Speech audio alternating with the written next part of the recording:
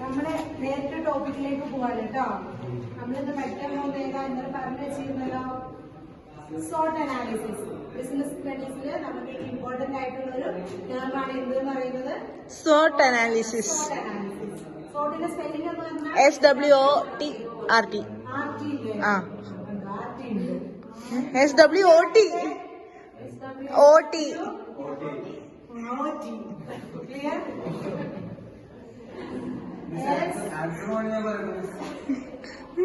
ആവശ്യം വരുമ്പോൾ വിളിക്കാം. എന്താണ് നമ്മൾ പഠിക്കാൻ പോകുന്നത്?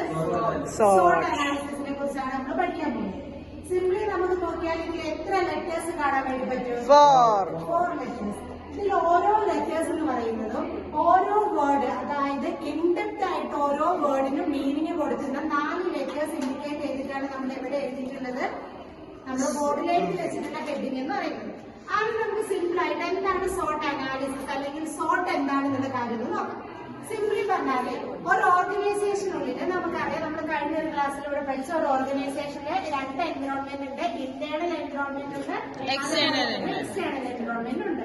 ഒരു ഓർഗനൈസേഷൻ എപ്പോഴും ആ ഓർഗനൈസേഷന്റെ എൻവിറോൺമെന്റിൽ നിന്ന് കിട്ടുന്നത് പോസിറ്റീവ്സ് മാത്രമായിരിക്കുമോ? അല്ല, ഒരുപാട് നെഗറ്റീവ്സും, അതായത് ഓർഗനൈസേഷന്റെ ഡെവലപ്മെന്റിനെ അഫക്ട് ചെയ്യുന്ന ഒരുപാട് നെഗറ്റീവ് ആയിട്ടുള്ള കാര്യങ്ങളും ഓർഗനൈസേഷൻ എന്ത് ചെയ്യാം, കിട്ടാനുള്ള ചാൻസസ് ഉണ്ട്. അപ്പൊ ഈ ഇന്റേണൽ ആൻഡ് എക്സ്റ്റേണൽ ഓർഗനൈസേഷൻസ് എൻവിറോൺമെന്റിൽ നിന്ന് ഒരു ഓർഗനൈസേഷൻ ഉണ്ടാകുന്ന കാര്യങ്ങൾ എന്തൊക്കെയാണെന്നാണ് നമ്മൾ ഈ സോട്ട് അനാലിസിസിൽ നോക്കാൻ പോകുന്നത്. കേട്ടോ ഭാരത്? ജമിക്ക് ഓക്കെയാണോ?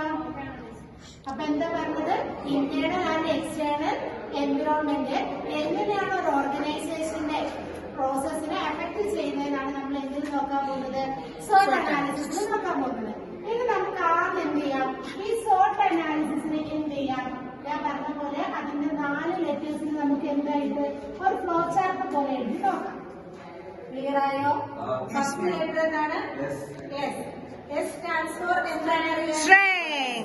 എന്താണ് എസ്? എന്തിനു വേണ്ടിയാണ് നിൽക്കുന്നത്? സ്ട്രെങ്തിന് വേണ്ടി നിൽക്കുന്നത്. സ്ട്രെങ്ത് എന്ന് പറഞ്ഞാൽ മലയാളം വേർഡ് എന്താണ്? ശക്തി. സ്ട്രെങ്ത് ഈ ഒരു ഓർഗനൈസേഷൻ എങ്ങനെ അഫക്ട് ചെയ്യുന്നു എന്ന് പറഞ്ഞാല്, അതായത് നമ്മളിവിടെ പറഞ്ഞു ഇന്റേണൽ ആൻഡ് എക്സ്റ്റേണൽ എൻവിറോൺമെന്റ് ഉണ്ടെന്ന് പറഞ്ഞു അല്ലെ. അതിന് മുമ്പ് ഒരു കാര്യം കൂടെ നോക്കാം. ഈ സോട്ട് അനാലിസിസിലെ SW ഫസ്റ്റ് 2 ലെറ്റേഴ്സ് എന്ന് പറയുന്നത് ആ ഓർഗനൈസേഷന്റെ ഇന്റേണൽ എൻവിറോൺമെന്റിൽ നിന്നുണ്ടാവുന്ന കാര്യങ്ങളാണ് കാണിക്കുന്നത്. രണ്ടാമത് OT എന്ന് പറയുന്ന ഈ 2 ലെറ്റേഴ്സ് എന്ന് പറയുന്നത് എൻവിറോൺമെന്റിന്റെ എക്സ്റ്റേണൽ ആയിട്ടുള്ള ഫാക്ടേഴ്സ് എങ്ങനെ എഫക്ട് ചെയ്യുന്നതെന്നാണ് കാണിക്കുന്നത്. അപ്പൊ നമ്മൾ പറഞ്ഞു ഫസ്റ്റ് എന്താണ്? സ്ട്രെങ്ത് എന്ന് പറഞ്ഞു. ഈ സ്ട്രെങ്ത് എന്ന് പറഞ്ഞാല് ഒരു ഓർഗനൈസേഷന്റെ ഇന്റേണൽ എൻവിറോൺമെന്റിൽ നിന്നും ആ ഓർഗനൈസേഷന് കിട്ടുന്ന ഫേവറബിൾ ആയിട്ടുള്ള കാര്യങ്ങൾ, അതായത് ഒരു ഓർഗനൈസേഷനിൽ നമ്മളൊരു ക്ലാസ്സിൽ ഇരിക്കുകയാണെങ്കിൽ ഈ ക്ലാസ്സിന്റെ ഉള്ളിൽ നിന്ന് നമുക്ക് എന്ത് ചെയ്യും, നമ്മുടെ പ്രവർത്തനങ്ങൾ അല്ലെങ്കിൽ നമ്മളെ വർക്കുകളെ മോട്ടിവേറ്റ് ചെയ്യുന്നതിന് വേണ്ടി കുറെ ഫേവർ ആയിട്ടുള്ള കാര്യങ്ങൾ, അതിനാണ് സിംപ്ലി എന്തെന്ന് പറയുന്നത്?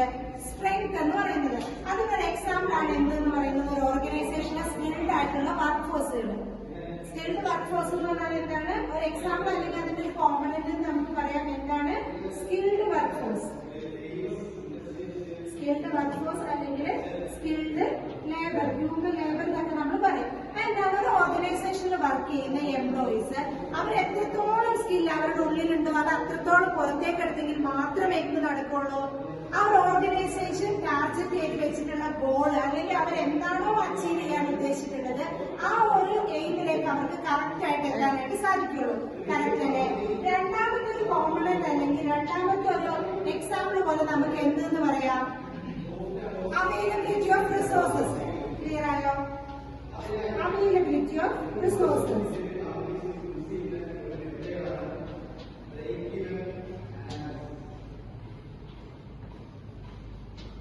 അപ്പൊ ഫസ്റ്റ് നമ്മൾ പറഞ്ഞത് സ്കിൽഡ് ലേബേഴ്സ്. സെക്കൻഡ് എന്താണ്?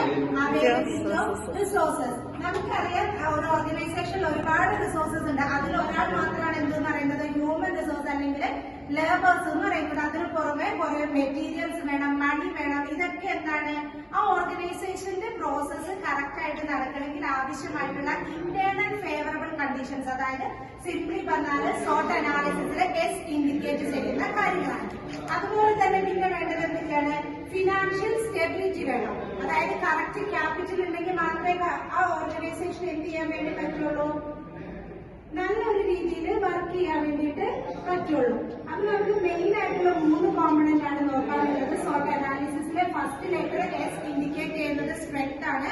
അതായത് ഒരു ഓർഗനൈസേഷന്റെ ഇന്റേണൽ ആയിട്ടുള്ള എൻവിറോൺമെന്റ്, ആ ഓർഗനൈസേഷൻ എന്തൊക്കെയാണോ ഫേവറബിൾ കോമ്പണൻസ് കൊടുക്കുന്നത് അതിനെയാണ് എന്ത് പറയുന്നത്, സ്ട്രെങ്ത് എന്ന് പറയുന്നത്.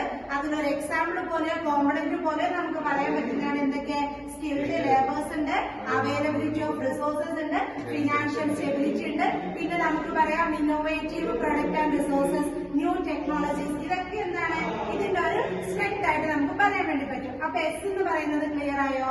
നെക്സ്റ്റ് ലെറ്റർ ഏതാണ്?